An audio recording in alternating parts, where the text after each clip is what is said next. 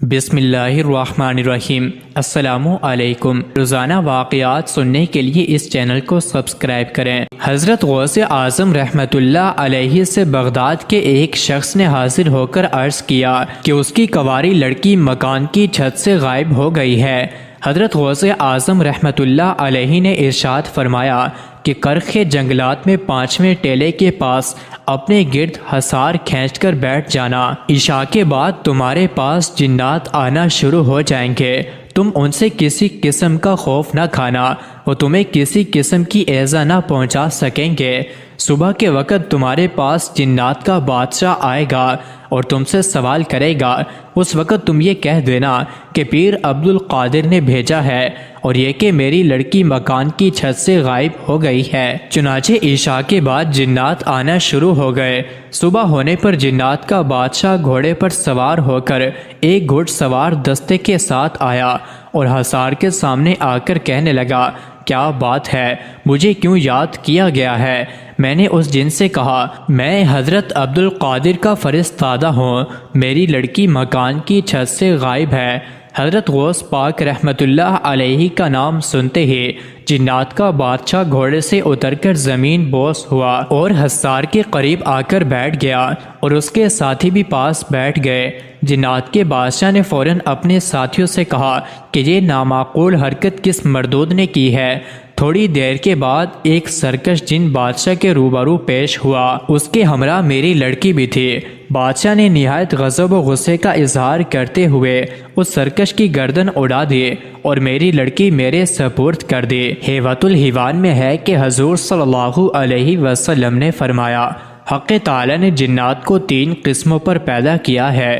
ایک قسم جنات کی وہ ہے جو حشرات الارض کی صورت میں ہوتے ہیں، دوسری قسم وہ ہے جو ہوا میں ہوا کی طرح رہتے ہیں، تیسری قسم جنات کی بنی آدم جیسی ہے۔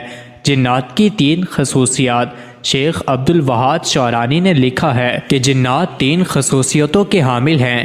نمبر 1، جنات دنیا میں انسان کو نظر نہیں آتے مگر جنت میں انسانوں کے ساتھ مل جل کر رہیں گے، دنیا کی طرح انسانی نظروں سے محجوب نہ ہوں گے۔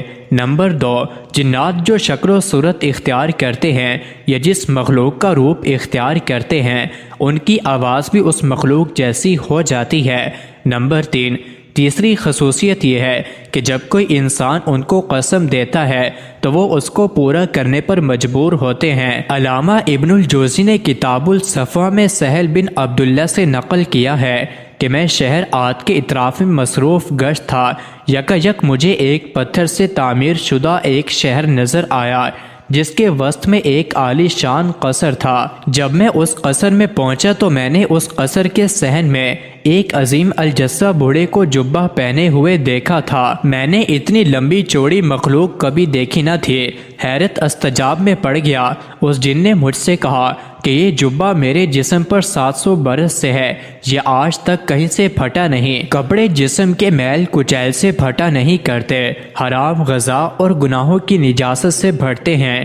اسی جبے کو پہن کر میں حضرت عیسیٰ علیہ السلام سے ملاقات کر کے ایمان لایا اور اسی جبے کو پہن کر میں نے حضور صلی اللہ علیہ وآلہ وسلم کی زیارت کی اور مشرف با اسلام ہوا۔ تفسیر فتح العزیز میں ہے کہ جنات کے 4 فرقے ہیں۔ پہلا فرقہ کافر جنوں کا ہے جو اپنے کفر کو پوشیدہ نہیں رکھتے، یہ صالح و مسلمان جنات سے اسی طرح لڑتے اور فساد کرتے ہیں جس طرح انسانوں میں مذہب کی بنیاد پر جھگڑے ہوتے ہیں۔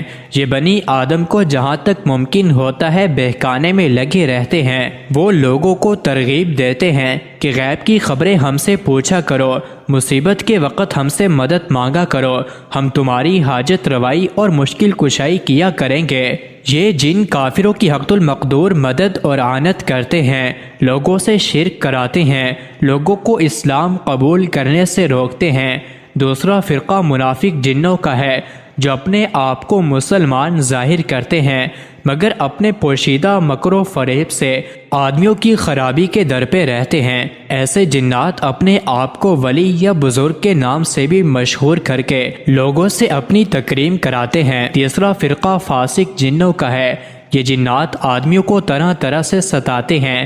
ایسے جن نظر نیاز، مٹھائی، پانی، شربت وغیرہ اپنے واسطے سب کچھ قبول کر لیتے ہیں۔ چوتھا فرقہ جنوں کا وہ ہے جو چوروں کی طرح آدمیوں کی روح کو بدخلقی، غرور یا حد اور ہر وقت نجاست میں آلودگی کی طرف کھینچ لے جاتے ہیں اور ان کو اپنے رنگ میں رنگ دیتے ہیں۔ مزید ایسے ہی ویڈیوز کے لیے چینل کو ضرور سبسکرائب کریں۔